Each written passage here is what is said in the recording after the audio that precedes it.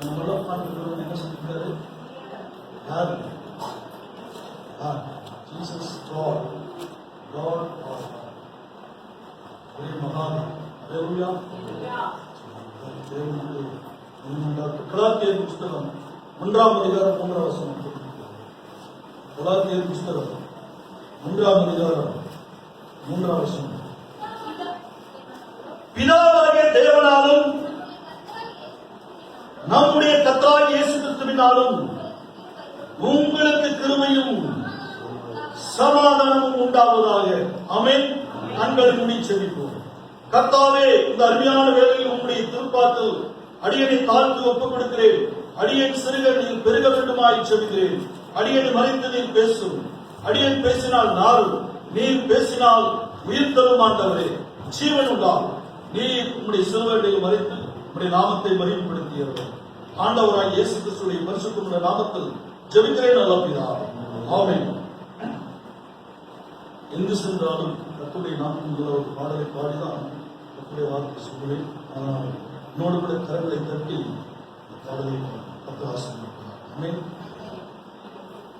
இயேசு நாமம் சொல்ல சொல்ல எங்கும் நீதியிலும் ஜெயமே ஜெயமே.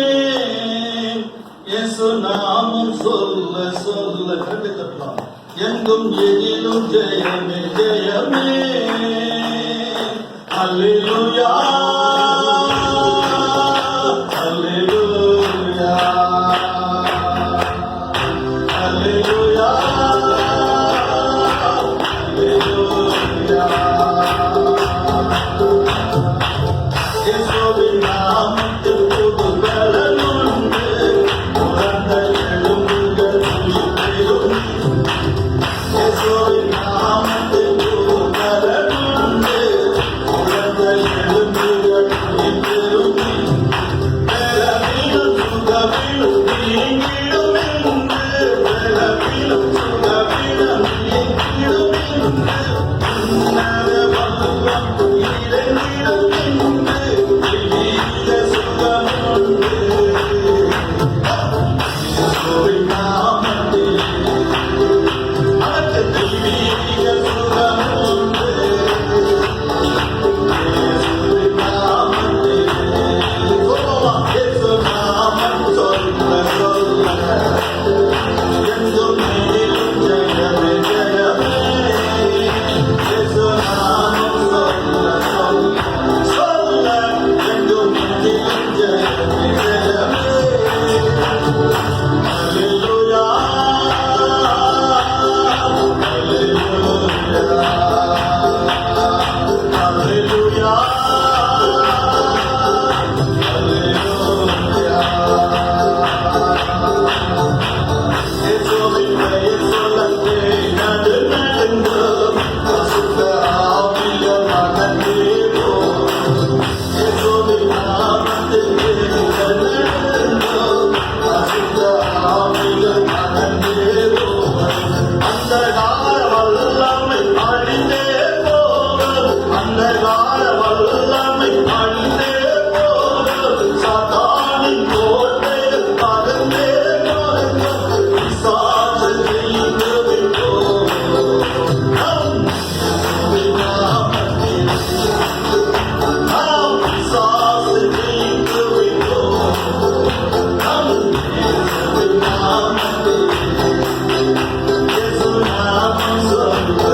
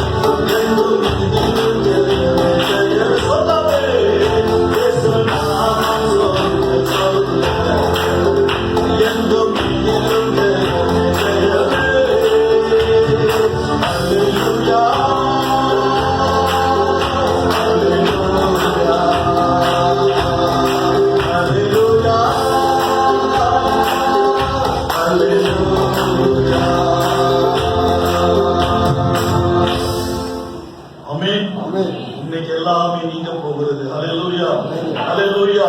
கர்த்தர் எல்லாவற்றையும் மாற்றுகிற தேவனாய் இருக்கிறார். ஆமென், ஹல்லேலூயா, ஸ்தோத்திரம். யோவானின் நிருபம் 1ஆம் அதிகாரம் 1ஆம் வசனத்தை படிக்க கேட்போம். 1 ஆதி முதல் இருந்ததும் நாங்கள் கேட்டதும் எங்கள் கண்களினாலே கண்டதும் நாங்கள் நோக்கி பார்த்ததும் எங்கள் கைகளினால் தொட்டு பார்த்ததையும் அந்த ஜீவ வார்த்தை குறித்து உங்களுக்கு அறிவிக்கிறோம். ஹல்லேலூயா. அப்போஸ்தலர்கள் நாட்களில் சாட்சி கொடுக்கிறார்கள், இயேசுவே கிறிஸ்து என்று. இந்த இயேசு யார்? இந்த இயேசு எப்படிப்பட்டவர்? என்ன செய்கிறார் நமக்காக என்று அர்த்தம் உள்ள ஒரு வார்த்தையை இங்கே கொடுத்திருக்கிறார். சீசர்கள் சொல்கிறார், நாங்கள் மீண்டும் படிக்க ஆதி முதலாக, புதிய ஏற்பாட்டில் மாத்திரம் கிடையாது, அவர் ஆதியிலே அவர் இருக்கிறவராக இருக்கிறேன் என்று சொன்னவர், ஆதி முதலாக இருக்கிறவரை நாங்கள் வார்த்தையை கேட்டதும் எங்கள் கண்களினாலே உயிரோடு கூட 33 வருடங்கள் இந்த பூமியிலே உலாவின அந்த ஆண்டவராய் இயேசு கிறிஸ்துவின் கண்கள் கண்டதையும் நாங்கள் அவரை நோக்கி பார்த்து சிலுவையை நாங்கள் நோக்கி பார்த்ததையும் எங்கள் கைகளினால் அவர் அடிபட்ட அவரது காயங்கள் பட்டதை நாங்கள் தொட்டு பார்த்ததையும் அந்த வார்த்தையாகிய ஜீவ வார்த்தையை குறித்து உங்களுக்கு அறிவிக்கிறோம். ஹல்லேலூயா, ஹல்லேலூயா. அது எப்படிப்பட்ட வசனம்? கலாத்தியர் 1ஆம் அதிகாரம், ஹல்லேலூயா, 10, 11, 12 வசனம். என்னோடு கூட ஓடி வாருங்கள், கர்த்தர் உங்களை ஆசீர்வதிப்பாராக. இப்பொழுது நான் மனுஷனையா தேவனையா யாரை நாடி போதிக்கிறேன்? மனுஷனையா பிரியப்படுத்த பார்க்கிறேன். நான் மனுஷனை பிரியப்பட்டவனாய் இருந்தால் நான் கிறிஸ்துவின் ஊழியக்காரன் அல்ல. மேலும் கர்த்தர்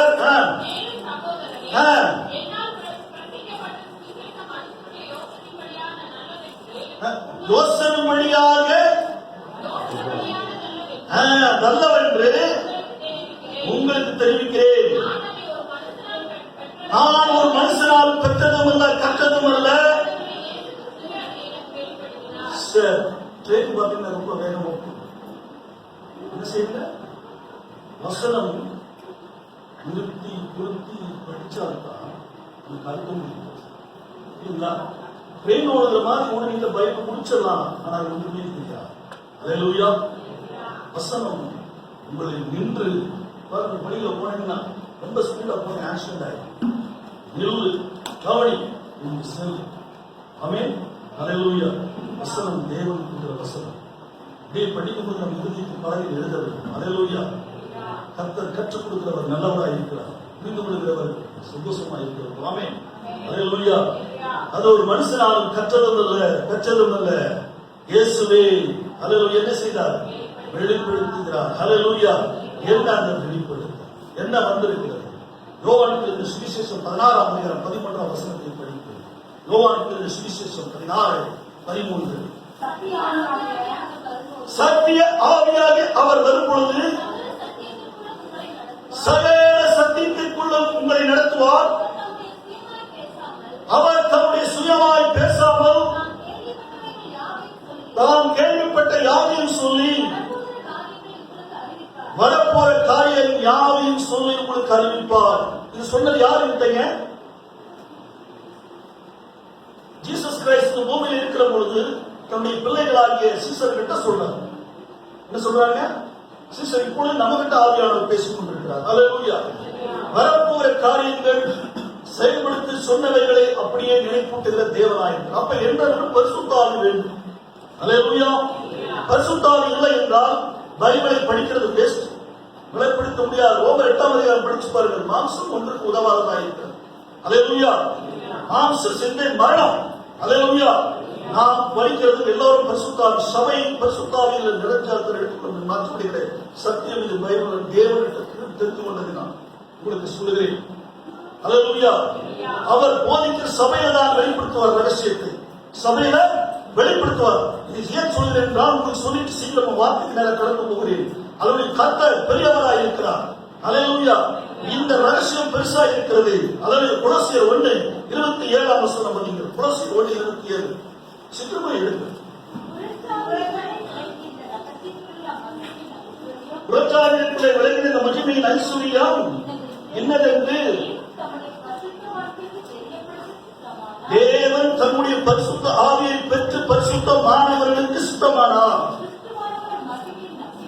கிறிஸ்துவானவர் மகிமையின் நம்பிக்கையாக உங்களுக்குள் இருப்பதே அந்த ரகசியம். அல்லேலூயா. 1 யோவான் 4:6 படிங்கள். நாங்கள் தேவனால் உண்டானவர்கள், தேவனை அறிந்தவர்கள் எங்களுக்கு செல்வோம். தேவனால் அறிந்தவர்கள் நமக்கு செல்வோம். அப்ப தேவனுடைய வார்த்தை, இந்த தேவனுடைய வார்த்தை எப்படியாக இருக்கிறது? இந்த தேவனுடைய வார்த்தை என்ன செய்கிறது? எப்படி மாற்றி இருக்கிறது? நாம் எங்கே இருக்கிறோம்? தேவனுடைய வார்த்தை பரிசுத்தாவில வந்தது. பரிசுத்தாவி எப்படி இருக்கிறது? யோவான் சுவிசேஷம் 6:63 சொல்லுகிறது. ஜான் சாப்டர் 6:3 இந்த ஆவியானவர் உயிர்ப்பிக்கிறதா இருக்கிறார். மாம்சமானது ஒன்றுக்கு உதவாது. இதோ இந்த இடத்துல இருந்து பேசிக் கொண்டிருக்கிற பரிசுத்த ஆவியானவருடைய வசனங்கள் ஆவியாயும் ஜீவனாயும் இருக்கிறது. அல்லேலூயா. இது இப்பொழுது என்ன செய்ய போகிறது? அல்லேலூயா. இப்ப நம்ம மத்தியில் என்ன செய்ய போகுது? கடந்து போகிறது. எபிரேயர் 4:12 எபிரேயர் புத்தகம் 4:12 சீக்கிரமா எடுங்க. அல்லேலூயா. கர்த்தருடைய வார்த்தையானது ஜீவனும் வல்லமையுள்ளதா இருக்கிறது. இருவரும் கற்பிடப்பட்டதை எந்த பட்டத்தையும் ஆத்மாவையும் ஆவியையும் கணுக்களையும் மூளையும் பிரிக்கத்தக்கதாக உருவ குத்துகிறதாயும் இருதயத்தின் நினைவுகளையும் யோசனைகளையும் வகை வகையாக அறுத்து வெளியே போடுகிறதாயும் இருக்கிறது. அல்லேலூயா. ஆபரேஷன். அல்லேலூயா. அல்லேலூயா. நம்மை கர்த்தருடைய பிள்ளைகளாக மாற்றிக் கொண்டது. அல்லேலூயா. அல்லேலூயா. இதை ஒரு மனிதனுக்கு கொடுத்தார். அல்லேலூயா. அந்த மனிதன் பிரகாசித்து எரிஞ்சு பிரகாசிக்கிற ஒரு விளக்காக இருந்தான். அல்லேலூயா. அவன் ஒளி, அந்த கர்த்தருடைய ஒளி அவனுக்குள்ள கடந்து வந்தது. ஆமே. உங்களுக்குள்ளும் அப்படியாக தேவனுடைய ஒளி கடந்து வருகிறது. அல்லேலூயா. அளவில் 2 பேர் 3 பேர் எங்கே அவருடைய நாமத்தில் கூடுகிறீர்களோ அவர்கள் மத்தியில் இருக்கிறேன் என்று சொல்லி இருக்கிறவர் அவருடைய பரிசுத்தர் பரமத்தகப்பன். அல்லேலூயா. நான் இங்கே உங்களுக்கு சொல்ல விரும்புகிறேன். அல்லேலூயா. வெளியில எப்படியோ இருந்திருக்கலாம். தேவனுடைய ஆவிக்குள்ள நம்ம சபைக்குள்ள வந்து விட்டோம் என்றால் அல்லேலூயா, தேவன்கிட்ட நம்ம ஒப்புறது நம்ம சரி நமக்கு சொந்தம் அல்ல. அறிஞ்சுக்கிறீங்களா இல்லையா? தேவனுக்கு சொந்தமானது. உங்க அசைவும் உங்க எண்ணங்களும் தேவனோடு கூட தான் இருக்க வேண்டும். அல்லேலூயா. சிந்தைகள் வேறு எங்கும் இருக்குமானால் நமக்கு சிந்தை வேறு எங்கேயோ ஆட்கொண்டு கொண்டிருக்கிறது. அல்லேலூயா. தேவனுடைய முகத்தை நோக்கி பாருங்கள், அவருடைய பிரகாசம் உங்களை பிரகாசிக்க செய்யும். அல்லேலூயா. அல்லேலூயா. எந்த மனிதனையும் பிரகாசிக்கிற மெய்யான ஒளி யோவானுக்கு சுவிசேஷம் 1:9 சொல்லுகிறது. சீக்கிரமா எழுதி. உலகத்தில் வந்து எந்த மனிதனையும் பிரகாசிக்கிற ஒளியே அந்த மெய்யான ஒளி. அல்லேலூயா. உலகத்துல வந்து எந்த மனிதனையும் பிரகாசிக்கிற அந்த ஒளி, அந்த ஒளி யாரு தெரியுமா?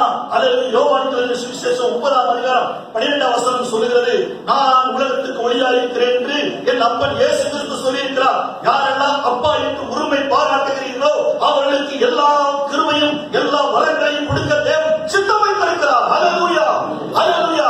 4:6 சொல்கிறது, அப்பா பிதாவை கூப்பிடுகிற புத்திர சுகாரம் நமக்கு தேவைப்படுகிறது என்று கர்த்தர் சொல்கிறார். அல்லேலூயா. அல்லேலூயா. கர்த்தர் பெரியவர். அவருக்குள்ள இருக்கிற நாம் அனைவரும் ஒரு ஆயுதத்தை போர் சேவனாக இருந்து தன் ரஜிஸ்தோத்திர தோளில் ரஜிஸ்தோத்திர கண்ணை வைத்துக் கொண்டு எளிமையை தாக்குகிற எந்த நேரத்திலும் ஆண்டவருடைய வசனம் இறுதியிலிருந்து புறப்பட்டு ஃபுல்லட்டாக போய்கொண்டிருக்க வேண்டும் என்று கர்த்தர் விரும்புகிறார். அல்லேலூயா. எளிமைகளை நாம் ஜெயிக்கிறவர்களாக இருக்க வேண்டும், போர் சேவர்களாக இருக்க வேண்டும். அல்லேலூயா. நாம் தூங்குவதற்கும் உறங்குவதற்கும் நேரத்தை விட்டு அதில் போக மீன் எல்லாம் எந்த வேலை செய்தாலும் தேவனுடைய சிந்தை உங்களுக்குள் இருக்குமானால், தேவனுடைய வசனம் ஓடிக்கொண்டிருக்குமானால் நீங்கள் உலகத்தை ஜெயித்தவர்களாய் காணப்படுவீர்கள். அல்லேலூயா. இப்ப இந்த ஒரு மனிதனை குறித்து நாம் பார்க்க போகிறோம். எந்த இந்த மனிதனில் பிரகாசிக்கிற ஒளி, ஹல்லேலூயா, மெய்யான ஒளி. இந்த ஒளி எங்க இருந்ததுங்க? முதல் ஆதியில் இருந்தது. ஹல்லேலூயா, ஹல்லேலூயா. தீமோத்தேயுக்கு சொல்லுகிறார், கடைசி வசனம் அர்த்தஸ்தோத்திரத்துக்கு சொல்கிறாரு, அவர் அதரிசனமான என்ன சொல்லுகிறாங்க?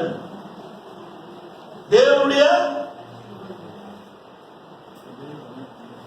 தீமோத்தேயு 16 வருஷம் கடைசி வருகிறார். 5 போனார்.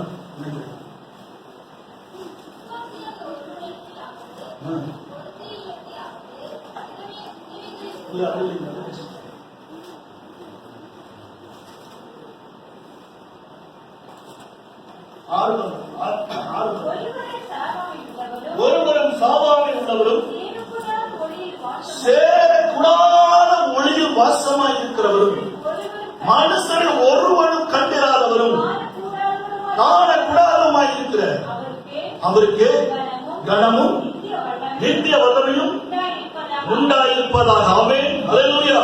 இவர் ஏதோ 3 வருஷம் மட்டும் உலகத்தில் திருச்சி போன புதிய ஏற்பட்ட வந்த தேவன் கிடையாது. ஹல்லேலூயா. இவர் சர்வத்தையும் உண்டாக்குன தேவன். ஹல்லேலூயா. எவிடன்ஸ் இருக்கிறது. ஹல்லேலூயா. அதை ஒன்றை மட்டும் சொல்லி சீக்கிரமாய் போகிறேன். கொலோசியர் நிருபம் 1ஆம் அதிகாரம் 13, 14, 15, 16 வசனங்களை படிப்போம். கொலோசியர் இருங்க, மெதுவா சத்தம் போட்டு நல்லா படிங்க. இருளின் அந்தகாரத்தில் நின்று நம்மை விடுதலையாக்கி அவருடைய அன்பின் குமாரனுடைய ராஜ்யத்துக்கு உட்படுத்தணுமாய் இருக்கிற பிதாவை ஸ்தோத்திரிக்கிறேன். குமாரனாகிய இயேசுவுக்குள் இயேசு கிறிஸ்துவின் ரத்தத்தினாலே பாவ மன்னிப்பாக மீட்பு நமக்கு உண்டாயிருக்கிறது. இப்ப வாருங்கள், அவர் அதரிசனமான தேவனுடைய தற்சுரூபம். இந்த கிறிஸ்துவ படிக்கலாம். இப்ப நம்ம எத்தனை பேர் பரிசுத்தாவி பெற்றிருக்கிறோம்? எத்தனை பேர் பரிசுத்தாவி பெற்றிருக்கோம்? கர்த்தர் பார்க்கிற போட்டோ எடுத்துருவார். ஹல்லேலூயா. பரிசுத்தாவி விரோதமா எந்த போய் இருக்கக்கூடாது. ஹல்லேலூயா, ஹல்லேலூயா. சபை தேவன் வரும்போது எடுத்துக்கொள்வதற்கு விரும்புகிறார். ஹல்லேலூயா. இயேசு வருவதற்கு எடுத்துக்கொள்ள விரும்புகிறார். ஹல்லேலூயா. கொஞ்சம் ஹல்லேலூயா ஸ்தோத்திரம். இந்த வார்த்தைகள் நம்ம எப்ப எவ்வளவு 4 படிச்சோம், அது கொஞ்சம் ஊடுருவி சூழல் உலகத்துல இந்த இறுதிக்குள்ள செல்லும். ஹல்லேலூயா. அதுக்குள்ள ஆபரேஷன் பண்ணி கொண்டிருக்கும். ஆமென். நீங்கள் புதுரூப மறுரூபப்பட வேண்டும் என்று கர்த்தர் விரும்புகிறார். ஹல்லேலூயா, ஹல்லேலூயா. கர்த்தர் பெரியவர். ஆமென். கர்த்தர் ஒருவருக்கே ஆராதனை செய்வாயாக. ஹல்லேலூயா. கர்த்தர் ஒருவரே பெரியவர். ஹல்லேலூயா. படிங்கள் வசனத்தை. அவர் அதிர்ஷ்டமான தேவனுடைய தற்சுரூபமும். அதரிசனமானம் என்று என்னங்க? நமக்கு தெரியாம அடுத்த ஸ்டெப் இறங்கிட்டோம்னா தவற போயிடும். அதரிசனம் என்றால் what is the meaning of அதரிசனம்?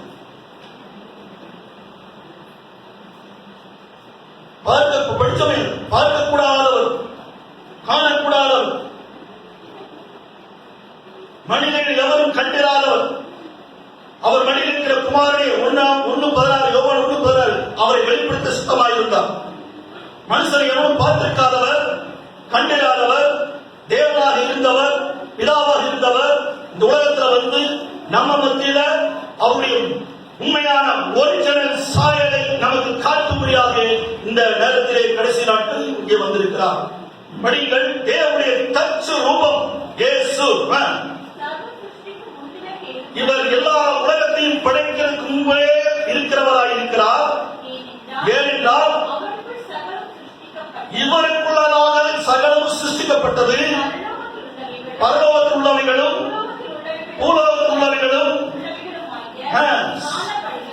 நம்ம கண்கள் காணப்படுகிறவைகளுமாகிய காணப்படாதவைகளுமாகிய சகல வஸ்துக்களும் சிங்காசனங்களானாலும் கர்த்தத்துவங்களானாலும் குறைத்தல்களானாலும் அதிகாரங்களானாலும் சகலம் அவரை கொண்டு அவருக்கென்றும் சிருஷ்டிக்கப்பட்டது. ஹல்லேலூயா.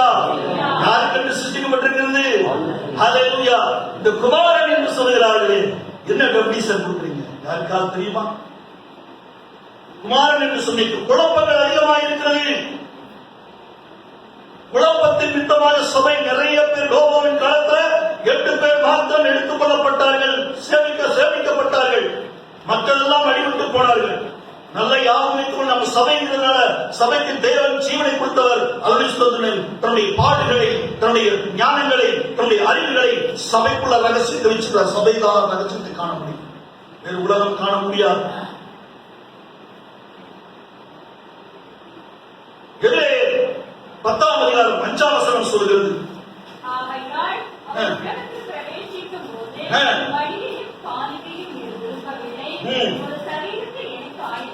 ஒரு சரீரத்தை அவருக்கென்றே தன்னைத்தானே ஆயத்தப்படுத்திக் கொண்டார். புஸ்தகத்துறையில் அவரை குறித்து எழுதியிருக்கிறபடி தன் உலகத்தில் வாழ்ந்து காட்டினார். அல்லேலூயா. இதெல்லாம் படிச்சு பாருங்கள். ஆண்டவர் உங்கள் கண்களை திறப்பாராக. ஒரு சரீரத்தை எடுத்துக்கொண்ட அந்த சரீரத்துக்கு குமாரன் என்று பெயர். காண்கிறவைகளை குமாரன், ஆவியனின் குமாரன் சொல்ல முடியும். சொல்ல முடியுமா? பார்க்கவில்லை, எப்படி நீ குமாரன் சொல்ல முடியும்? குமாரன் என்றால் மகன், சன். அது பெயர் கிடையாது, நாட் நேம். தாவீதின் குமாரன், ஆபிரகாமின் குமாரன் யாருங்க? ஈசாக்கு, யாக்கோபு. ஈசாக்கு குமாரன் என்றால் மகன். தன்மை நல்லா புரிஞ்சுக்கணும். ஸ்தானம், நாட் நேம்.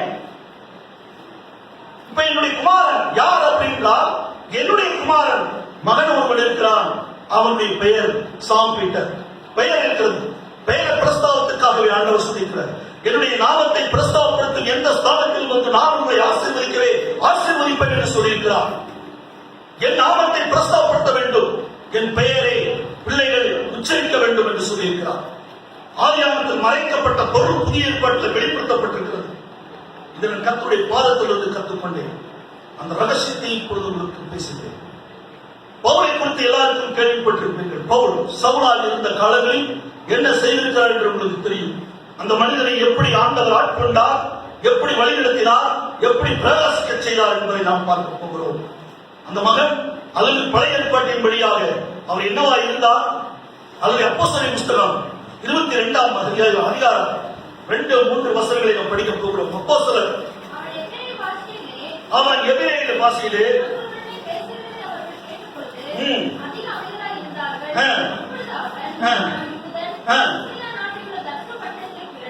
அந்த அதிகாரத்தில் இன்னும் படிச்சு பாருங்க. எனக்கு டைம் கம்மி, எனக்கு படிக்கணும். பேசணும்னா சபையில ஆண்டவருடைய சாட்சி இருக்கும். அவருடைய உபவாசம் போட்டு தீர்கள்.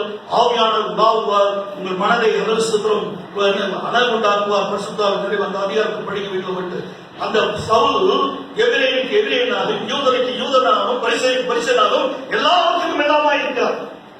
இல்லைங்க, எல்லாவற்றுக்கும் எல்லாமாயிருக்கிற சவுளை போல படிப்பாரு எவருமே இல்லை. சவுளை போல கல்வி கற்றவன் எவருமே இல்லை. அந்த அல்லது சவுல் வேதத்தை படித்து நன்கு புரியாதபடிக்கு எழுத்தின்படி பிடிச்சிருக்கான். எழுத்தின்படி பிடித்து பரிசுத்தம் பழைய ஏற்பாடுடைய பரிசுத்தத்துக்கு அவன் கீழ்ப்படித்தவனாய் காணப்படுகிறான். சட்ட திட்டங்களுக்கு நியாயப்பிரமாணத்துக்கு அவன் கீழ்பட்டவனாயிருந்து அந்த நியாயப்பிரமாணம் எவனாவது தவறா செய்தால் அதுக்கு அவன் கோபப்படுகிறவனாய் கூட இருந்தவனாய் இருந்தான்.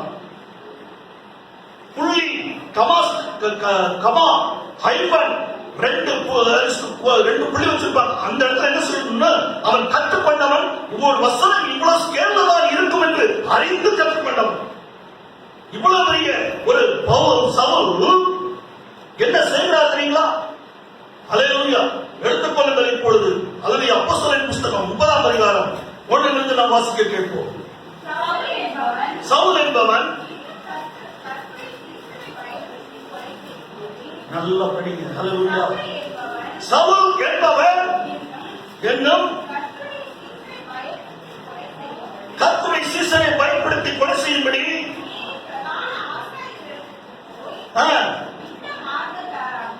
இந்த மார்க்கத்தாராகிய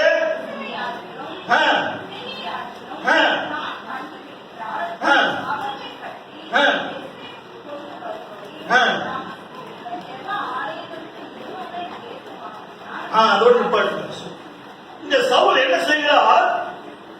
இயேசுவை குறித்து கேள்விப்படாதவர். அவர் பழைய ஏற்பாட்டுல உத்தமனாக இருந்திருக்கிறார். எழுத்தின்படி ஸ்டெப் பை ஸ்டெப் கரெக்டாக நடந்து கொண்டிருக்கிறார் அப்படின்னு அவருடைய மனசுல இருந்திருக்கு. அதனாலதான் இயேசு கிறிஸ்து ஒரு தேவனுடைய குமாரன் உலகத்தில் வந்திருக்கிறாரா என்று கேள்விப்பட்டு அவர் சபை இங்கே நடக்கிறது சபையினுடைய தலைவர்கள் கிட்ட தமஸ்கு பட்டணத்துக்கு போறாரு. எங்க போறாங்க? தமஸ்கு பட்டணத்துக்கு. அங்க எங்க இருக்கிற என்ன இருக்குதுங்க? இயேசு கிறிஸ்துவின் சபை இருக்கிறது. தமஸ்கு பட்டணத்தில் இயேசு கிறிஸ்துவ சபை இருக்கு. இயேசுவை கும்பிடுற ஜனங்கள் இருக்கிறார். அதுக்கு முன்னாடி ஆலயம் இருக்கிறது, அதுக்கு பின்னாடி ஆலயம் இருக்கிறது. நல்லா கவனித்துக் கொள்ளுங்கள். எல்லாம் சொல்வதற்கு நேரம் இல்லை. அந்த இடத்துல போய் அந்த ஜனங்களை நான் கொல்ல வேண்டும் என்று சதி எடுத்து அவன் இங்கிருந்து போகிறார். ஆனா நன்கு கற்றவன், நன்கு பேச்சறிந்தவன், எல்லாவற்றையும் அறிந்தவன். போகிற வேலையில 4 படிச்சுட்டார். 4ஆம் வசனம் 3ஆம் வசனத்தை கூட படிக்க. அவன் பிரயாணமாய் போய் தமஸ்குவுக்கு சமீபமான போது சடுதியிலே வானத்திலிருந்து ஒரு ஒளி அவனுக்கு சுற்றிலும் பிரகாசித்தது. என்ன நடந்துங்க? சடுதியிலே வானத்திலே ஒரு ஒளி. எந்த நேரத்திலீங்களா? மதியான நேரம். நல்ல கவனம். ஹல்லேலூயா. மதியான நேரம். வெயில் எப்படி உச்சி வெயில் சொல்லுவாங்க. நீங்க பார்க்க முடியும் வானத்தை அண்ணாந்து பார்க்க முடியாது. மதியான நேரத்திலே உச்சி வெயில்ல வானத்திலிருந்து என்ன நடந்துங்க?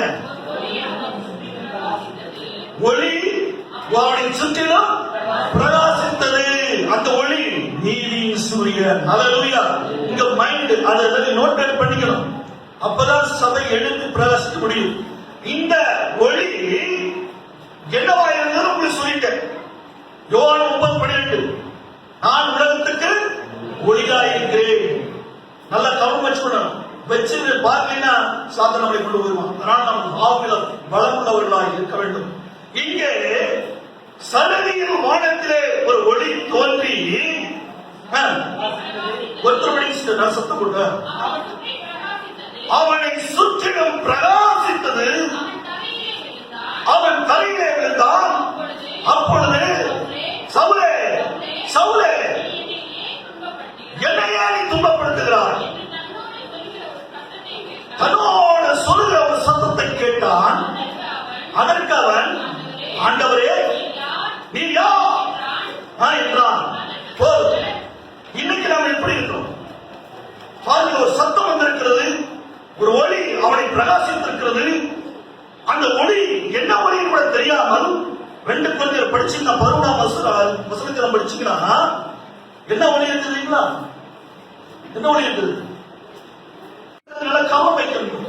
அந்த ஒளி வந்த உடனே, அந்த ஒளியில பேசுற உடனே நீ யார்? ஹல்லேலூயா. இதேதான் ஹல்லேலூயா கேட்டாங்க. சிம்சோன் கேட்டான். நீ யார்? கேட்க வேண்டும் வந்திருக்கிறது. அப்படி நான் கேட்டேன்.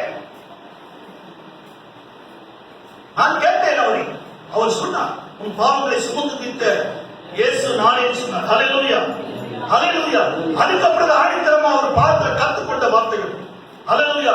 ஊற்று ஊறிக்கொண்டே போகும். ஹல்லேலூயா. அவர் பேசுவார். நான் பேசுவதில்லை. நான் பேசுவேன். இங்கே சத்து விட்டது. ஆண்டவர் பேசுவார். அது உயிர்த்தலும் ராசுவை எடுத்துக் கொண்டு வந்த தேவன் என்று உங்கள் மத்தியிலும் பலவீன பகுதிகளை உயிர்ப்பிப்பார். ஹல்லேலூயா. ஹல்லேலூயா. ஹல்லேலூயா. கர்த்தர் நல்லவர். ஆமென். என்ன நடந்தது பாருங்க. அதற்கு ஆண்டவரே நீ யாருன்னு கேட்ட பொழுது அதற்கு கர்த்தர் நல்ல அப்படியே ஸ்டாப் பண்ணிச்சுங்க. கர்த்தர். இந்த கர்த்தர் என்பது என்ன? 2 கொரிந்தியர் 3ஆம் அதிகாரம் 17ஆம் வசனம் சொல்கிறது. கர்த்தர் எப்படி இருக்காங்க? போதுங்க. ஹல்லேலூயா. கர்த்தர் எப்படி இருக்காரு? ஆவியா இருக்காரு. பேசுறது யாருங்க? கர்த்தர். ஹல்லேலூயா. இப்ப கர்த்தர் ஆவியா இருக்காரு, ஒளியாவும் இருக்கிறாரு. அதற்கு கர்த்தர் ஹல்லேலூயா நீ துன்பப்படுத்துகிற இயேசு நானே. கையெழுக்கலாம். இது ஒரு டெபினிஷன் கொடுப்போம்.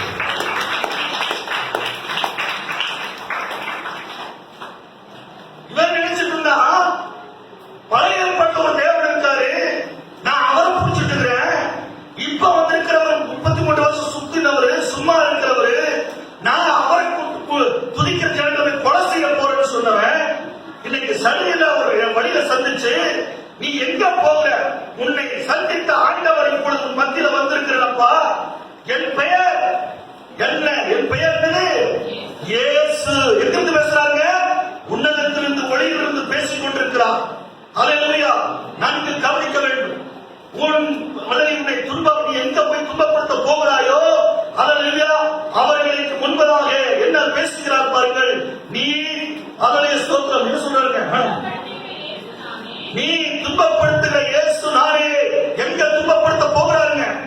கிறிஸ்துவின் சபைகளை, இயேசுவை துதித்து மகிமை பாராட்டுகிற ஜனங்கள் மத்தியில குழப்பவாதியாக அவர்கள் கொலை செய்ய போகிற எண்ணற்ற போகிற மனிதனிடத்தில் நீ அவர்களை கொலை செய்யல, என்னை கொலை செய்கிற. ஹல்லேலூயா. உங்களை தொடுவோர் என் கண்மணியை தொடுவதாக. கண்மணின்னு என்னங்க? சத்தப்படி சொல்லி சீக்கிரம் போன அடுத்ததுக்கு ஏங்க, இப்ப ஸ்டெப்ல இங்க வந்து வர்றேன், ஸ்டெப்ல கண்ணை மூடி இப்படி போடுங்க, ஹல்லேலூயா. கண்ணு திறக்கப்பட்டவனாய் பேச வேண்டும். ஹல்லேலூயா. கண்ணு இல்லைன்னா ஒன்றுமே இல்லை. ஹல்லேலூயா. ஆனா கண்ணுக்கு உங்களுக்கு சொல்லியிருக்கார் என்ன சொல்ல, கண்மணி என்பது உள்ளே இருக்கிற அந்த கண் உள்ள சென்ட்ரல் இருக்கிற, அதை தொட முடியாது எவனாலே. ஹல்லேலூயா. நம் தேவன் அவ்வளவு உத்தரவாதம் நமக்கு கொடுத்திருக்கிறார். இயேசுவுக்கு அவ்வளவு உத்தரவாதம் கொடுத்திருக்கிறார். எந்த வியாதி உன்னை தொடாது.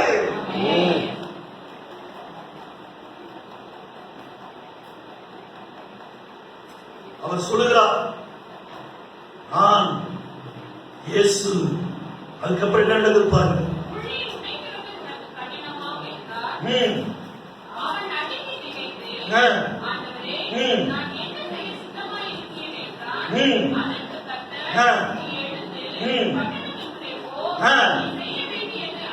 உனக்கு அறிவிக்கப்படும். ஹல்லேலூயா. இப்போ எங்க வந்துட்டான் தெரிஞ்சுக்கிட்டான். அவன் அது மாத்திரமல்ல, அவன் என்ன செய்தான், அங்க கண்ணு அவன் குருடா போச்சு.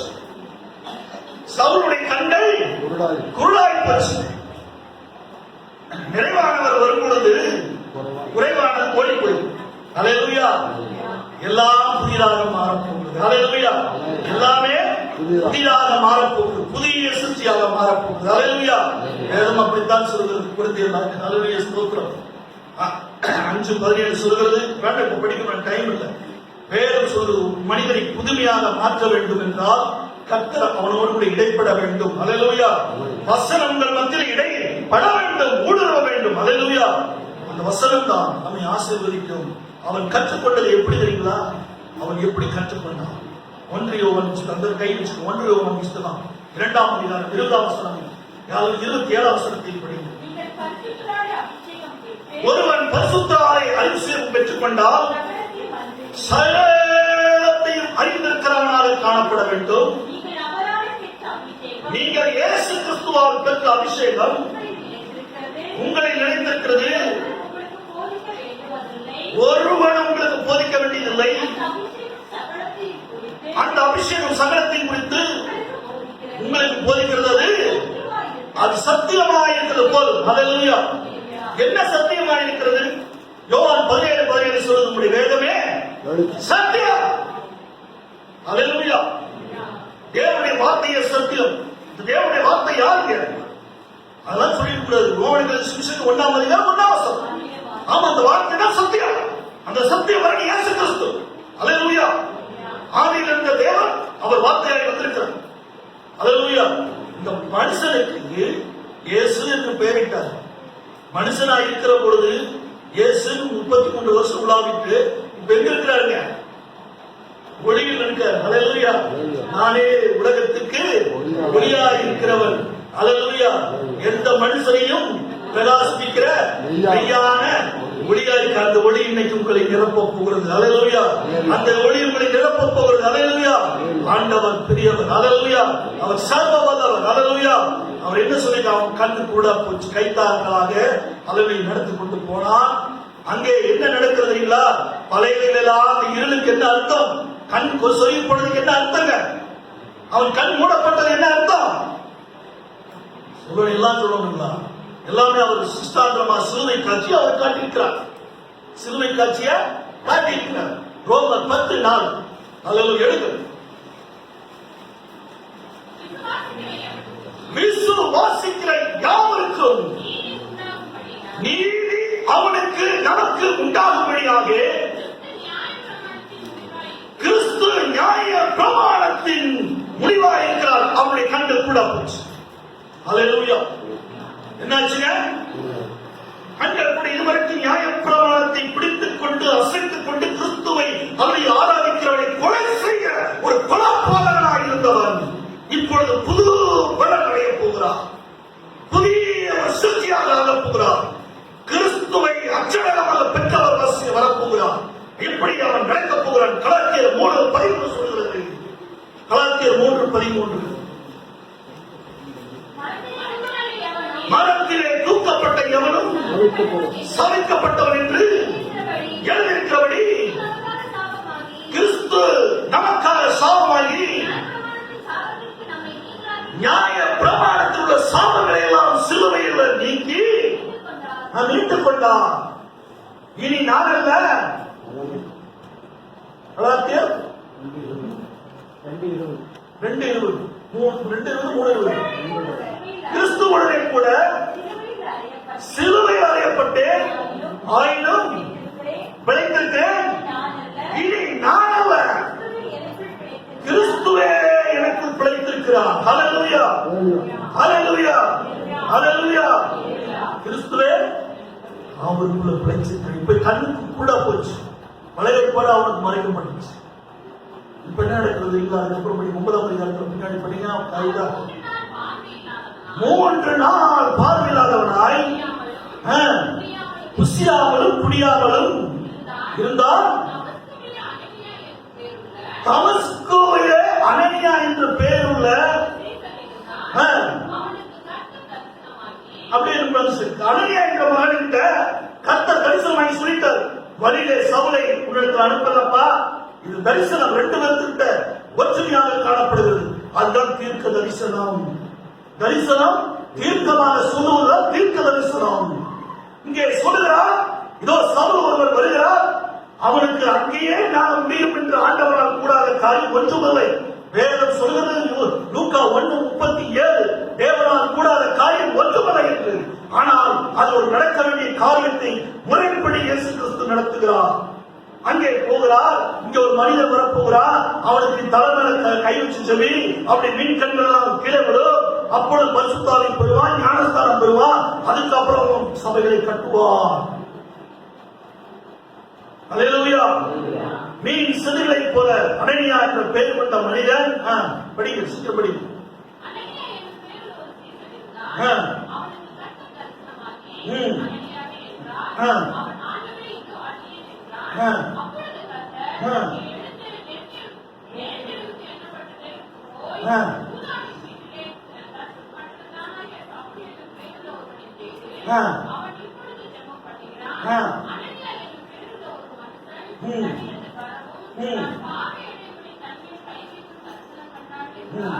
ரெண்டு பேருக்கும் தரிசனம் வாங்கி சொல்றாரு. அல்லேலூயா. வழியில ஒரு மனுஷன் வருகிறார், இவருக்கு சொல்லுகிறார். அல்லேலூயா. அச்ச அடையாளங்கள் ஒரு புள்ளி ஸ்டாப் கூட தவறான வீதி பேர் எல்லாம் சொல்லுகிற தேவனாயிருக்கிறார். தீர்க்க தரிசனம்.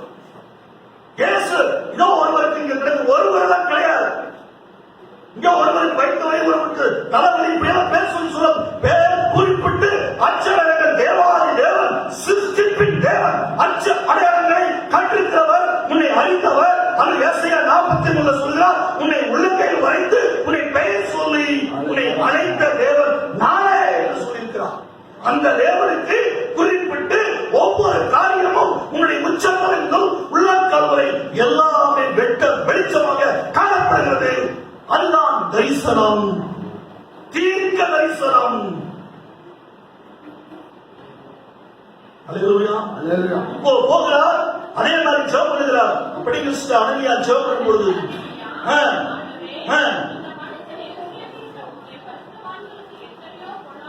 பாருங்கள், இங்கே ஒரு இடர் வருகிறது. எத்தனை நான் கர்த்தர் தெரிந்து கொண்டால் எல்லா இடர்களையும் ஆண்டவர் முறியடிக்கிறவராக இருக்கிறார். உன்னை தெரிந்து கொண்டால் எந்த இடர்கள் வந்தாலும் நீதிமானாய் கூட இருக்கலாம். ஆண்டவர்கிட்ட அப்படி செய்தால் இப்படி செய்தால் என்று சொல்லலாம். கர்த்தர் தெரிந்து கொண்ட பாத்திரம் கர்த்தரால் மாத்திரமே செய்ய முடியும். ஆனால் அனனியாவுக்கு சொல்லுகிறார், அனனியா பார்த்து சொல்லுகிறார், இந்த மனிதன் உங்களுடைய ஜனங்களை கொலை செய்ய போனானே, அப்பேற்பட்ட மகனை நான் இப்படி செய்ய வேண்டும் அப்படின்னு சொல்லுகிறார். ஆனால் ஆண்டவர் சொல்லுகிறார், என்ன சொன்னாருங்க? அதற்கு கர்த்தர், நீ போ,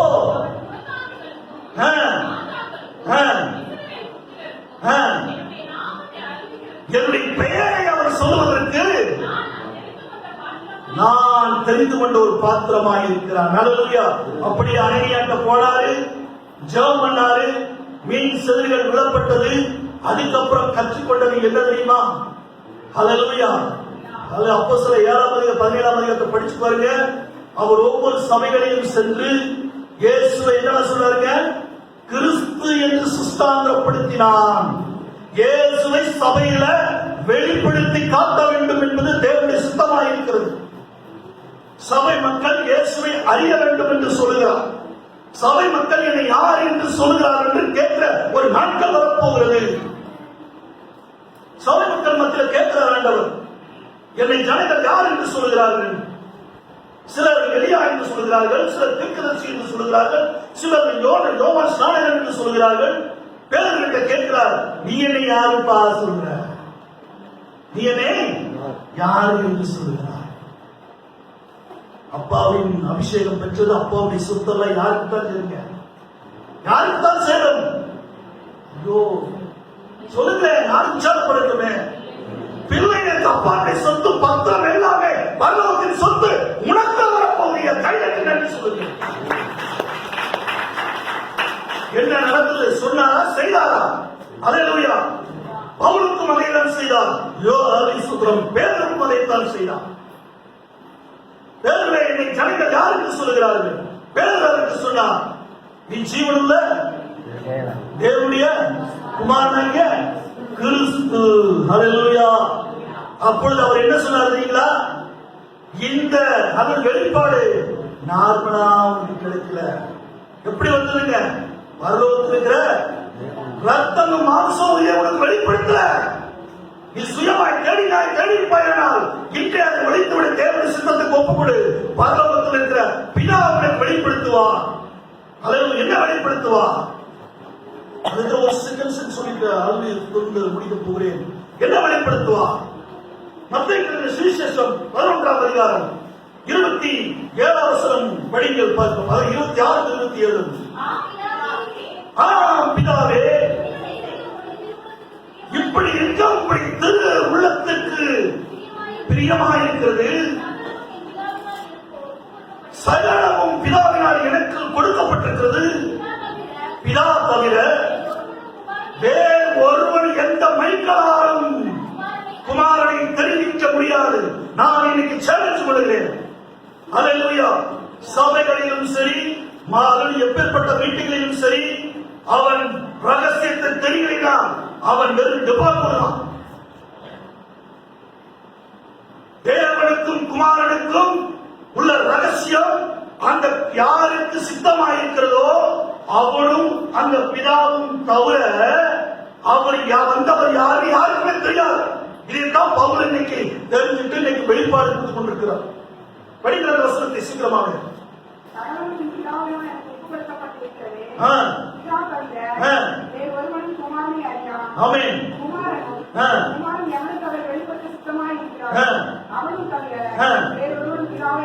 வேறு ஒருவனும் பிதாவை அறிய முடியாது. மாம்சத்தை படிச்சு எப்படியே சொல்லிட்டு போ, ஆனா பரலோகத்துல போக முடியாது. பரலோகத்துக்கு அவன் தான் போக அப்பாவை குறிச்சு அறிஞ்சிருக்கிறார். அல்லேலூயா. நாம் தொழுது கொள்கிற பிதாவாய் இருக்கிறார். வேதம் சொல்லுகிறது. அதெல்லாம் காட்டிட்டு இருக்க டைம், அது போயிட்டே இருக்க டைம். இன்னும் நீங்க எடுத்துக் கொள்ளுங்கள் என்று சொல்கிறார்.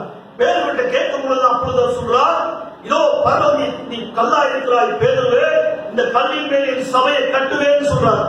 இந்த கல்லு நீ ஒரு கல்லு, நான் ஒரு கல்லு. அல்லேலூயா. ரெண்டு பேர்த்தையும் ஆண்டவன் கொண்டு வருகிறார். இந்த கல்லு மேல என்னுடைய சபை கட்டுவேன். இந்த சபை இயேசு கிறிஸ்து மேல் கட்டப்பட்டிருக்க வேண்டும். அல்லேலூயா. ஆமென். அல்லேலூயா. அது எப்படி? அல்லேலூயா. பேதுரு சொல்கிறார், நீ ஜீவனுள்ள தேவனுடைய குமாரனாய் கிறிஸ்து என்று சொன்ன பொழுது அல்லேலூயா பரலோகத்தின் சித்தத்தின்படி பிதா உனக்கு வெளிப்படுத்தினார். ஆகையால் நீ மேல் சபையை கட்டுவே. அது மாத்திரமல்ல, பரலோகத்துடைய சொத்தும் கையில் கொடுக்கிறப்பாங்க. அல்லேலூயா. அந்த சொத்து என்னங்க பாருங்க. அல்லேலூயா. உங்களுக்கும் எனக்கும் சேலஞ்ச். அந்த சொத்து என்னங்க? பரலோகத்தின் திறவுகோலையும் கரங்களில் கொடுக்கிறேன் பேதுருவே. பரிசுத்த ஆவியானவர் சகலத்தையும் அறிந்திருக்கிறார் என்பதை பெற்றுக்கொண்டோம். அந்த திறவுகோல் தேவனுடைய வார்த்தையாகிய அல்லேலூயா. கைதட்டலாமே ஆண்டவரே. இதை நீ படிச்சியா? வழியின் சத்தியம் ஜீவனுமாய் இருக்கிறவர் உன்னை பரலோகத்துக்கு கொண்டு சேர்ப்பார். அல்லேலூயா. அவரை வழியும் அவரை சத்தியமும் அவரை ஜீவனுமாய் இருக்கிறார். இதையெல்லாம் ஒருவன் பரலோகத்துக்குள்ள பிரவேசிக்க முடியாது. அல்லேலூயா. ஆமென். இந்த திரையின் வழியாக, இந்த சரீரத்தின் வழியாக, அவர் சிந்தப்பட்ட ரத்தத்தின் வழியாக ஒருவன் பூசப்படாவிட்டால் பரலோக வாசல் அவருக்கு கிடையாது. மூடிக்கொண்டிருக்கிறது. ஆவியானவர் பேசிக் கொண்டிருக்கிறார். அல்லேலூயா. அப்ப சொல்லும் பொழுது அவன் சபை கட்டினாரா பேதுரு? இந்த இடத்தை முடிச்சுட்டாங்க போறீங்க. அல்லது என்ன நடந்ததுங்க? அப்போஸ்தலர் 16-18 இது மத்தேயு 16-18 சொல்லுகிறார், உன் மேல் இந்த சபையை கட்டுவேன் என்று சொல்லுகிறார். அப்படி இருக்கட்டும். எபேசியர் 2ஆம் அதிகாரம் 20 வசனத்தை படிங்க சீக்கிரமாக. எபேசியர் 2:20. எபேசியர் 2:20. அப்போஸ்தலர் தீர்க்கதரிசிகள் என்பவர்களாகிய அஸ்திபாரத்தின் மேல் கட்டப்பட்டவர் இயேசு கிறிஸ்து என்னவா இருக்காருங்க? மூலைக்கல்லாய் இருக்கிறார். 1 கொரிந்தியர் 3:11. 1 கொரிந்தியர் 3:11. போடப்பட்டிருக்கிற அஸ்திபாரமாகிய இயேசு கிறிஸ்துவை அல்லாமல் வேறு அஸ்திபாரத்தை பேசி அலுவலிய ஸ்தோத்திரம் ஒருவனாலும் கூடாது. அல்லேலூயா. இதை பவுல் கண்டுகொண்டார். இதை பவுல் என்ன செஞ்சாங்க? கண்டுகொண்டார். அல்லேலூயா. ஒவ்வொரு சபைகளிலும் போய் எந்தெந்த பக்கத்துல அதை எழுதி வாங்கிக் கொண்டாரோ நியாயப்பிரமாணத்தின்படி பாவம் செய்கிற ஆத்மா கொல்லப்பட வேண்டும் என்று, கர்த்தருக்கு விரோதமாக எழும்புகிற ஆத்மாவை நான் கொள்வேன் என்று சொல்லி ஆர்டர்களை வாங்கி கொண்டு போனாரோ, யூதர்கள் மத்தியில, பரிசேயர் மத்தியில, சரிசேயர் மத்தியில, ரோமன் மத்தியில, அக்னிசூத்திரம் இன்னும் எபிரேயர் மத்தியில போயிட்டு எல்லாத்துக்கும் எல்லாமா இருக்கிற மத்தியிலையும் போயிட்டு எந்த ஜனங்கள் இவர்களை கொலை செய்ய அனுப்பினார்களோ அதே இடத்துல போய் அவர் கத்தி முனையில் இருந்து தேவன் ஆண்டவருமாய் இருக்கிறவரை நீங்கள் சிலுவையிலே அறிந்தீர்கள், இவர் தான் தேவன் என்று சொன்னார். படிங்கள் அப்போஸ்தலர் 2:37. அதை இதெல்லாம் சொல்லி கேட்ட பொழுது இல்ல 36 படிச்சிருக்கு. ஆகையால் நீங்கள் சிலுவை அறிந்தீர்களா? இந்த இயேசு தேவனும் ஆண்டவருமாய் இருக்கிற கையெழுத்து ஆண்டவர். அதற்கு நீங்க தெரியாம கொலை செஞ்சிட்டீங்க. இவர் தேவனும் ஆண்டவருமாய் இருக்கிறார். உங்களிடத்தில் அன்பு கொள்ள வந்தவரை நீங்க தூக்கில் சேர்த்துக் கொண்டீர்கள், தூக்கில போய் போட்டீங்க. ஜனங்கள் அதுக்கு பதிலாக என்ன கேட்டாங்க? பரவாசை கொடுங்க என்று சொல்லி. பரவாசை கூட்டம் மிகுதியாக இருக்கிறது. இயேசு கிறிஸ்துக்காக கூட்டம் கம்மியாக இருக்கிறது. பரவாசை வேண்டும். கூட்டத்தால் அனைவரும் அவர்கிட்ட போயிட்டு எனக்கு பரவாசை கொடுங்க, நான் அதை சேர்த்துக் கொள்கிறோம். நீ பரவாசத்தின் கூட்டம் வேறு ஒரு இயேசுவை பிரசங்கம் பண்ணிக் கொண்டிருக்கிறது. வேதம் சொல்கிறது 2 இயேசு இருக்கிறார்கள். நல்ல கவி உங்களுக்காக சிலுவையிலே அறையப்பட்டு சிந்தப்பட்டு விலையை கிரயத்துக்கு போன இயேசுவை நான் பிரசங்கித்துக் கொண்டிருக்கிறேன். இங்க 2 குழந்தைகள் அப்படி படிச்சு பார்த்தீங்கன்னா குழந்தைகள் படிச்சு போன நாங்கள் சொல்லாத வேறு ஒரு இயேசுவை உங்களுக்கு பிரசங்கித்தேன். பிரியமானவர்களே, நம் அருணாளர் இயேசு எல்லாவற்றும் எல்லாமா இருந்து நம்ம மட்டும் வாழ்ந்து கொண்டிருக்கிறார். ஒவ்வொரு மனிதரும் எனக்கு தேவை என்று சொல்லிக் கொண்டிருக்கிறார். அந்த இயேசுவை பிடித்துக் கொள்கிற ஜனமாய் இருக்க வேண்டும் என்று கர்த்தர் சொல்கிறார்.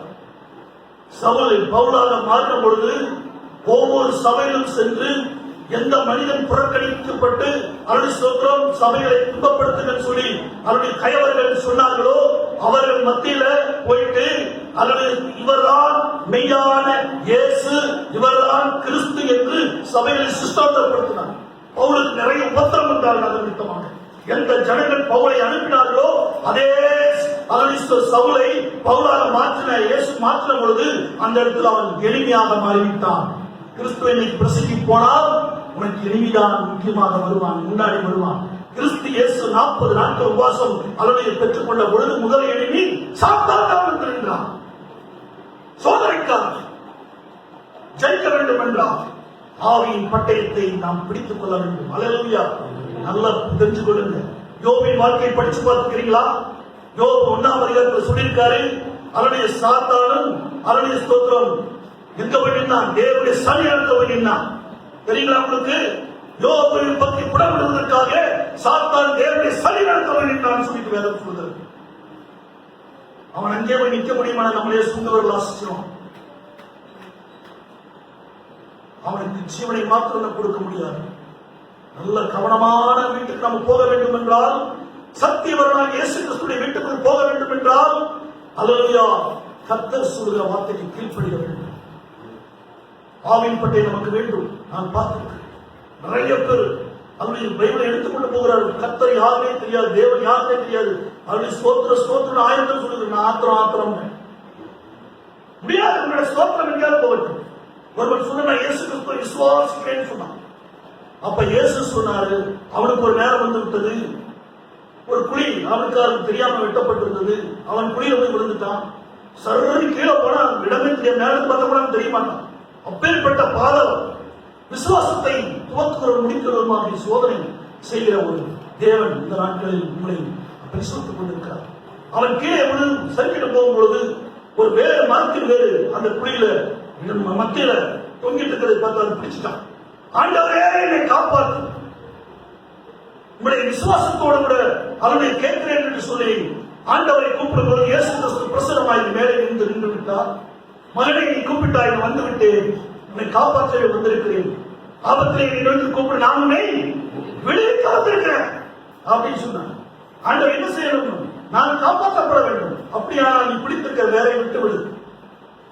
என்ன சொன்னாங்க? வேலையை விட்டு விடு. அவன் சொன்னான், ஆண்டவரே பார்த்துதான் சொல்லுகிறீரா, பார்க்காம சொல்லுகிறீரா? இது மனிதனுடைய கேள்வி. நான் எதற்கு வந்திருக்கிறேன்? நீ கூப்பிட்டால் நான் வந்துவிட்டேன். உனக்கு தேவை, நான் காப்பாற்ற வேண்டும். நீ சொல்லுகிற பிடித்திருக்கிறது, எதை நம்பியிருக்கிறாயோ அது உனக்கு ஆபத்தானது. நீ அதை விட்டுவிடு. முடியாத ஆண்டவரை கீழே நான் விழுந்து விட்டால் நொறுங்கி போய் என்னுடைய ஒரு இடம் கூட கிடைக்காது. நீ பாரு, கீழே பாருன்னு ஆண்டவருக்கு போகிறான். மரியாதை சொன்ன ஆண்டவர் நார்மே ஆண்டவர் சொல்ற கல்லறை புரட்டும்பா இல்ல ஆண்டவரை நாரும் எனக்கு உபதேசியர்கள் அப்படி இருக்கிறார். சொல்ல மாட்டவர் அடியேன் கேட்கிறேன், உபதேசியர்கள் வேண்டும் ஆண்டவர். அல்லேலூயா. சொல்லும் அடியேன் கேட்கிறேன். ஆமென். பேதுரு சொன்னார், ஐயே ராவு முழுவதும் பிரயாசம், கடல் எங்க பட்டாலும் மீன் கிடைக்கும். ஆண்டவருக்கு போதிக்கக்கூடிய காலங்கள் இல்லை. ஆனாலும் சொன்னார், அவர் சொன்ன வார்த்தை நல்லா புரிஞ்சுட்டாங்க கடைசியில். ஆனாலும் உடைய வார்த்தை அப்படியானால் கேளு, ஆழத்துல கொண்டு வலதுக்கத்துல போடு, ஆழத்துல கொண்டு போடு. என் மீன்கள், நீ சொன்னபடி கேட்கும்படி எனக்கு பேச்சு பேசுற, என் மீன்கள் உண்டாக்கப்பட்டவர்களுக்கு நான் எங்கேயோ இருக்கிற மீன்களுக்கு கட்டளையிடுகிறேன். அவன் என்னுடைய பெயரை சொல்லி பேர் வரைய போட போறா, என் அப்பா கூப்பிடாரு, அந்த வரையில நான் போய் மாட்டணும்னு சொல்லிட்டு அநேக மீன்கள் வந்து மாட்டுகிறது. ஐயா, எங்க அப்பா கூப்பிடாரு, வலை விரிச்சிருக்காரு, அந்த வலைக்குள்ள நான் போக வேண்டும் என்று அநேக காதுகள் கேட்டு ஒடியாது வந்து அந்த வலைக்கு அகப்பட்டது. இன்னைக்கு வலை விரிக்கப்பட்டிருக்கிறது, நமக்கு வலை விரிக்கப்பட்டிருக்கிறது. என் எஜமானுடைய போர சேவகனாக, தேவனுடைய பிள்ளையாக, தேவனுடைய வசனத்தை சுமந்து வந்தவனாக நான் குடும்பத்தில் வலையை போடுகிறேன். தேவையானது மீன்கள் மாத்திரமே. ஆண்டவருக்கு பரவாசம் வேண்டாம். அதுக்கு என்ன செய்ய வேண்டும்? வசனம் அப்போஸ்தலர் 2ஆம் அதிகாரம் 37ஆம் வசனம். இதை அவர்கள் கேட்டபோது இருதயத்திலே குத்தப்பட்டவர்களாக பார்த்து, சகோதரனே நாங்கள் என்ன செய்வோம்? இது ஒரு கிறிஸ்துவுடைய வாயிலுக்கு வர வேண்டும். இப்ப யூதர்கள் எல்லாமே அங்க பார்த்து வந்திருக்காங்க. ஓ அப்படியா, இப்ப நான் சிலுவையில் அறிஞ்சதை நாங்கள் ஒத்துக்கொள்கிறோம். இவர்தான் மெய்யாக மேசியாவாய் இருக்கிறார். அல்லேலூயா. இவர்தான் ஆண்டவராய் இருக்கிறார், இவர்தான் போதகராய் இருக்கிறார், இவர்தான் பிதாவாய் இருக்கிறார் என்று சொல்லி அவர் தெரிந்ததுக்கு அப்புறம் நாங்கள் என்னப்பா இந்த பரிகாரத்துக்கு செய்ய வேண்டும்? அதுக்கப்புறம் பவுல் என்ன செய்தார்? இதே வார்த்தைகளை கொண்டு அனனியா மூலம் என்ன செய்தாங்க? ஞானஸ்தானம் பெற்றுக் கொண்டார். என்ன செய்தாங்க? ஞானஸ்தானம், கர்த்தருடைய நாமத்துல ஞானஸ்தானம் பெற்றுக் கொண்ட பிறகு அவன் பெரிய ஒரு ஊழியக்காரனாக மாறினான். பெரிய ஊழியக்காரனாக மாறினான். அபிஷேகம் அவனுக்குள்ள அவருடைய ஸ்தோத்திரம் என்ன செய்ததுங்க? வல்லமையாக இறங்கினது. சொன்ன அவர் உண்மையுள்ளவர்.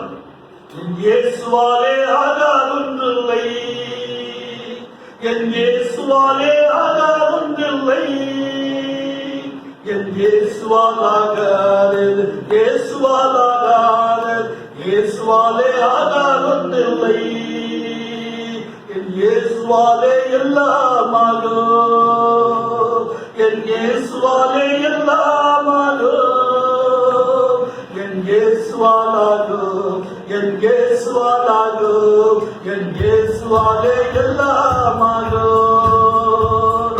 Nothing to our Father, He is ready to our Father, He is ready to our, He is ready to our, He is ready to our Father. No, nothing to our Father. No, nothing to our Father. No, nothing is to our, no, nothing is to our, no, nothing is to our Father. நானும் இந்த தேவனை பார்க்கிற வசனத்தை கற்றுக் கொண்டிருக்கிற போது, பெங்களூர் பட்டணத்தில் இருக்கிற போது, முனி ஒரு பொம்பளை பிடிச்சிருங்க. என்ன பிடிச்சிருங்க? முனி. அந்த பிள்ளை குழந்தையே பெரிய ஒரு பிரச்சனை. பார்த்தா நிஜமாக மேட்ச் எல்லாம் ரத்தமாயி அவ்வளவு பெரிய சடை வச்சு போட்டு நாக்க ஒரு முறத்துக்கு தள்ளிட்டு அந்த ஏரியா பயப்படுத்திட்டு இருந்தாங்க. அப்ப என்னை கூப்பிட்டு, தெரிஞ்சவங்க கூப்பிட்டு, இதை கேள்விப்பட்டவர்கள் அத்தனை ஒளிக்காரர்கள் இருக்கிறார். நானும் பயந்து நடிக்கிட்டு இருக்கேன். அப்பதான் வசனங்களை கற்றுக்கொண்டு ஆண்டு வெடி வெடி படிப்பேன், வெடி வெடி படிப்பேன். நான் ஒரு சொட்டு கூட தூங்க மாட்டேன். நான் என் மனைவி சாட்சி, கர்த்தரும் சாட்சி, வெடி வெடி படிப்பேன். உட்கார்ந்தவன் நான் ஆபீஸ்ல இருந்து வந்ததுக்கு அப்புறம் காலை கழுவிட்டு உட்கார்ந்தா வெடி காத்தால 5 மணிக்கு பைபிள மூடி வச்சுட்டு அது ஓடிடும். பீட்டி கோடிங்க 6 மணிக்கு பீட்டி கோடி போயிட்டு மீண்டும் எல்லாம் முடிச்சுட்டு மத்தியானம் வந்தேன்னா கொஞ்ச நேரம் பைபிள் படிச்சுட்டு ஜாப் பண்ணிட்டு டீ குடிச்சுட்டு போயிடுவேன். சாப்பிட கூட மாட்டேன். பாசிட்டிவ் கர்த்தருடைய வார்த்தை வெறியாக வந்து விட்டது. பைத்தியமாய் பிடித்தவனாய் படிக்க ஆரம்பிச்சேன். அப்பொழுதுதான் அங்க ஒரு சகோதரி குட்டி கொண்டு போனா பயங்கரமான ஆக்ரோஷம். யாருன்னு ஒன்று சொல்லி நானும் போய் சொன்னாங்க, எங்க பயமா இருக்கு, போகாதுன்னு. நான் அங்க போறேன், ஆண்டவர் போவார். அல்லேலூயா. பரிசுத்த ஆவியானவர் எங்கே இருக்கிறாரோ அந்த விடுதலை உண்டு. அல்லேலூயா. அங்கே போன உடனே பார்த்தோம் மனைவி நீ போயிட்டு பயமா இருந்த சைடில் வந்து ஸ்தோத்திரம் சொல்லு, ஆண்டவர் நன்றி சொல்லு, நீ பயப்படாதுன்னு சொல்லிட்டு போயிட்டு அந்த மூலமா பேசிட்டு எல்லாம் பேசிட்டு பயங்கரமா ரத்தம் முனியால் கூட பயங்கரமா பாத்காரம் பண்ணி அது முனிமாவே செயல்பட்டு போயிட்டு முழங்கால் போட்டு அது என்னமோ முழங்கால் போட்டு ஜெபம் பண்ணிட்டு அவருடைய நெற்றியில போய் கை வைத்து சுட்டு இருப்பின் அக்னியாக தேவனை மாற்றினார். ஓடி போய் நெற்றியில போய் கை வைத்து இது குடும்பத்துக்கு இடையில அது உடனே என்ன செஞ்சு அடக்கடிச்சு ஓடி போய் இவ்வளவு ட்ரம் இருக்கு, தண்ணி ஃபுல்லா இருக்கு, ட்ரம் தொட்டு வீடு சத்தம் வச்சுட்டு போனோம். அதுக்கப்புறம் நல்ல ஒரு குழந்தையை ஆண்டவர் கொடுத்தார். அல்லேலூயா. ஆண்டவர் சொல்லக்கூடாத காரியம் நிறைய அல்மீசுத்ரா அவருக்கு மகிமை சேர்க்கக்கூடிய நேரம் காலம் எனக்கு கிடைக்கிறது. அல்லேலூயா. ஜனங்கள் அவளோடு இருப்பார்கள் என்று நான் எங்க சபையில நடக்கும் பொழுது மணி 2:30-3 மணிக்கு தான் முடிப்பேன். ஏனென்றால் இன்னைக்கு பிரியாணி ஆண்டவர் போட போறாருன்னு சொல்லி. அல்லேலூயா. எந்த பிரியாணி ஆண்டவர் 3 நாள் பிரசங்கம் பண்ணதுக்கு அப்புறம் ஆகாரத்தையும் கொடுத்தாரு, ஜீவனுள்ள ஆகாரத்தை கொடுத்தாரு. மெயினாக மீதியானதே எத்தனை கூட என்ன வச்சாருங்க? என்னங்க 12 கூட. நல்லா தெரிஞ்சு வச்சுங்க. கன்வென்ஷன்ல மீட்டிங் போட்டு எல்லாம் 3 நாளும் பிரசங்கம் பண்ணி முடிச்ச இயேசு கிறிஸ்து மீதியான ரகசியத்தை எல்லாம் 12 சீசனுக்குள்ளதான் வச்சிருக்காரு. 12 சீசனுக்குள்ளதான் சபைகள்லதான் வெளிப்பாடு கிடைக்கும். வேறு எங்கேயும் தேடியும் கிடைக்காது. சபைகளில் தேவன் தன்னுடைய ரகசியத்தை வெளிப்படுத்தி மனவாட்டியாக ஒரே புருஷனுக்கு மனைவியாக உன்னை கொண்டு போக சித்தம் வைத்திருக்கிறார். பவுல் எல்லா சபைகளிலும் சென்று கிறிஸ்து இவரே மெய்யான தேவன் இயேசுவே கர்த்தர் என்று பிரசங்கித்தார். இயேசுவே ஆவியானவர், தேவனானவர், கர்த்தரானவர், பிதாவானவர். பிலிப்பு கேட்டார், பிலிப்பு ஐயா நீ இவ்வளவு பேசி கேட்கிறீங்க, பிதா பிதா என்று சொல்லிட்டு குழப்பமா இருக்கிறாங்க. அந்த பிதாவை தான் ஒரு விஷயங்கள் காட்டும் என்று சொன்னார். அப்ப ஆண்டவர் சொன்னார், பிலிப்பு இவ்வளவு காலம் கூட பேசிக்கிட்டது யாருமே தெரியாம இருக்கிறீங்க. உங்களோட நான் இருந்து போத முடியும் யாருமே உங்களுக்கு வசனம் வெளிப்படுத்தவில்லையா? ஆவியானவர் உங்களுக்கு வெளிப்படுத்தவில்லையா? சத்தியத்தை அறிவிக்கவில்லையா? அப்படி அவர் தனியா ஒருவர் இருப்பார்கள், அவரை பிடித்து பார்த்து கொண்டு சொல்லியிருப்பேனே, நான் இவ்வளவு காலம் கூட பேசுறதே நான் தான் அவர் சொன்னேன்.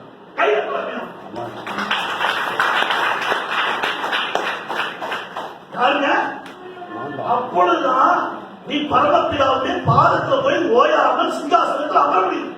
வேதம் வெளிப்படுத்த சொல்கிறது, ஒருவன் அருள் ஸ்தோத்திரம் ஜெயம் கொண்டிருப்பானாயில் பரலோகத்தில் நான் என் பிதாவின் வலது பார்சத்தில் இருப்பதை போல அவனும் என் பக்கத்துல அமர்ந்திருப்பான். இல்லைன்னா கிடைக்காது, கிடைக்கவே கிடைக்காது. நீங்கள் ஆண்டவர் யார் என்று தெரிந்து கொள்ளுங்கள், பவுல் யார் என்று தெரிந்து கொள்ளுங்கள். பவுல் எப்படிப்பட்டவனாய் இருந்தார், இப்ப எப்படிப்பட்டவராய் மாறி இருக்கிறார். சபையை ஸ்தாபித்தது அத்தனையும் ரோமரிலிருந்து இதுவரை படிச்சிருக்காரு. ரோமரிலிருந்து இதுவரை கழிச்சிருக்காரு. நிறுவனத்தை எபிரேயர் வரைக்கும் பவுல் நம் சபையை ஸ்தாபித்தார். ஹல்லேலூயா. சபையை ஸ்தாபித்தார். ஹல்லேலூயா. ஒவ்வொரு அணுவாக அவர் இயேசுவை கர்த்தர் என்று பிரசங்கம் பண்ணி கொண்டிருந்தார். பேதுரு அப்படித்தான், சீசர்கள் அப்படித்தான். புதிய ஏற்பாட்டு சபை, பழைய ஏற்பாட்டு சபை கிடையாது. முதல் சபை புதிய ஏற்பாட்டில் வந்தது. அதுக்கப்புறம் புறஜாதிகள் மத்தியில் வந்து புறஜாதியை யாருக்கு ஆசீர்வாதம்? புறஜாதிகள் யாருங்க? புறஜாதி யாரு? புறஜாதி யாரு? நீங்கம்மா ஒருவேளை யாரு? நீங்க பழைய ஏற்பாட்டில் இருந்தீங்களா? கிடையாது. அது இஸ்ரவேல் ஜனங்கள். இஸ்ரவேல் ஜனங்கள் இயேசு கிறிஸ்துவை கைவிட்டார்கள். யூதர்கள் கைவிடப்பட்டு அவர்கள் அன்னைக்கு ரட்சிக்கப்படுவதற்கு புறஜாதிகள் மத்தியில் தான் பவுல் இஸ்ரவேல் பேரு பவுல் எதை புறஜாதிகள் மத்தியில் பிரசங்கம் பண்ணார். ஒருவேளை வீட்டுக்குள்ள முதலாய் சொல்லப்படுகிறது, ஈதியா வீட்டுக்குள்ள முதலாய் சொல்லப்படுகிறது.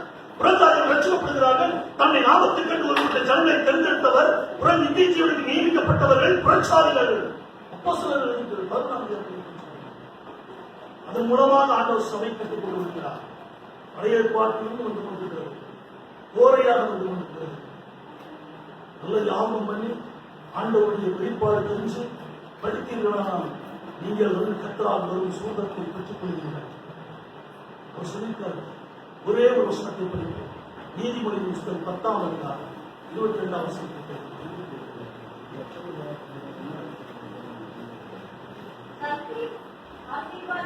கர்த்தருடைய ஆசீர்வாதமே ஐஸ்வரியத்தை தரும், அதனோடு கூட அவர் வேதனை கூட்ட மாட்டார். அல்லேலூயா. கர்த்தருடைய ஆசீர்வாதம் என்னங்க? ஐஸ்வர்யம் என்ன?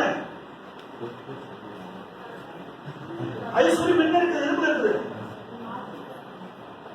அவர் ரத்தத்துக்குள் மீட்கப்பட்ட ஜனங்களை ஐஸ்வர்யவான்களா? அல்லேலூயா. கர்த்தருடைய சபை, அதாவது இந்த ஐஸ்வர்யம் கூட வேற என்ன? நோய் இருக்காது, கண்ணீர் இருக்காது. கர்த்தருடைய சபை என்ன நினைச்சீங்க? ரட்சிப்புனா தெரியுமா?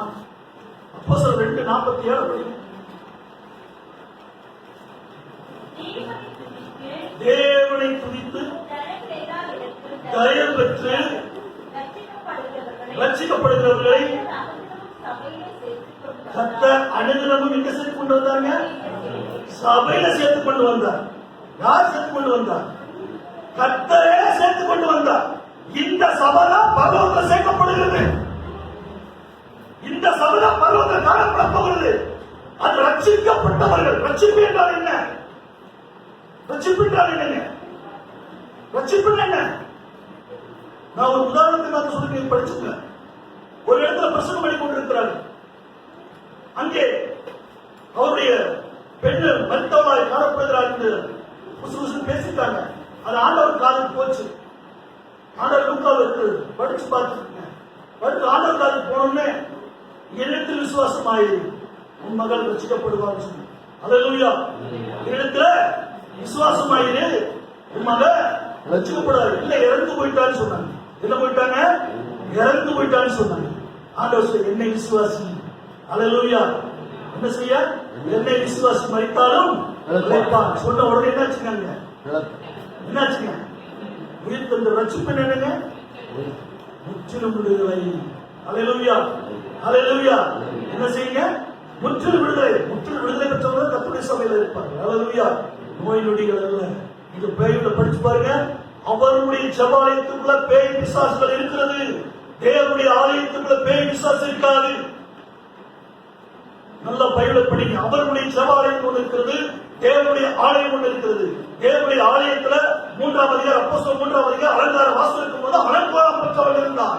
அவன் சுகமாக்கப்பட்டதற்கு அப்புறம் தான் ஆலயத்துக்குள்ளே உள்ளே அனுமதிக்கப்பட்டது. எல்லாவற்றிலும் இந்த விடுதலை, எல்லா முற்றிலும் விடுதலை. ஆண்டவர் பரிசுத்தம், பரிசுத்தம் உள்ள வேதம் சபையை ஆசீர்வதிக்கிறார். சபை கர்த்தரால் வருகிற சுதந்திரம். உன்னை சுதந்திரவாளியாக, அலங்கார மனவாட்டியாக உன்னை அலங்கரிக்க விரும்புகிறார். உன்னை வெண்ணாடை தரிப்பிக்க விரும்புகிறார். உன் அவருடைய ஜீவத்திடம் தரிப்பிக்க விரும்புகிறார்.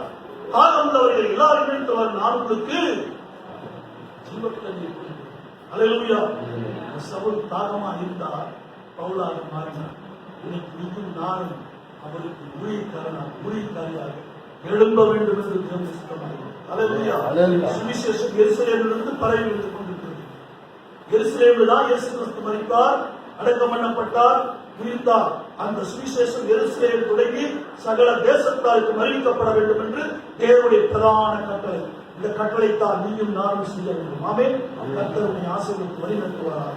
ஆமென்.